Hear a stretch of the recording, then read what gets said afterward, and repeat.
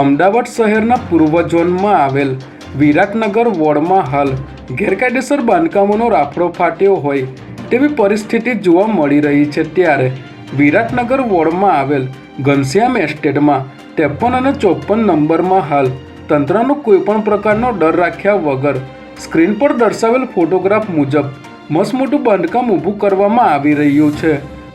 અહીં મરઘા farm road પર મહાવીર પ્રિન્ટરની બાજુમાં ગેરકાયદેસર બાંધકામ બનાવવામાં આવી રહ્યું છે, જેનાથી અહીંના વોર્ડ ઇન્સ્પેક્ટર તેમજ ડેપ્યુટી કમિશનર અજાણ હોય તે પણ શક્ય નથી। ત્યારે મોટા ભ્રષ્ટાચાર આચરીને આવા મસ્ત મોટા બાંધકામો સામે તંત્ર દ્વારા આંખ આડા કાન કરવામાં આવી રહ્યા હોય તેવું જણાઈ રહ્યું છે।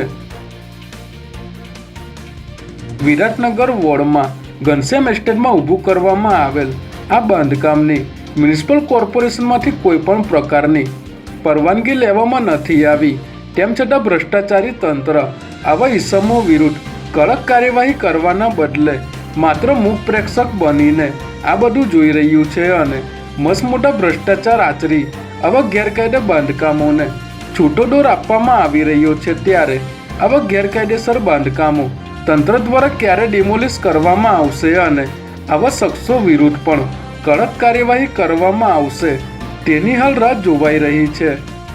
તંત્ર આ બાબતોને ધ્યાનમાં લઈને તાત્કાલિક અસરથી આવા ગેરકાયદેસર બાંધકામો અટકાવે અને ડિમોલિશ કરે તેવી લોકોમાં માંગ ઉઠી છે।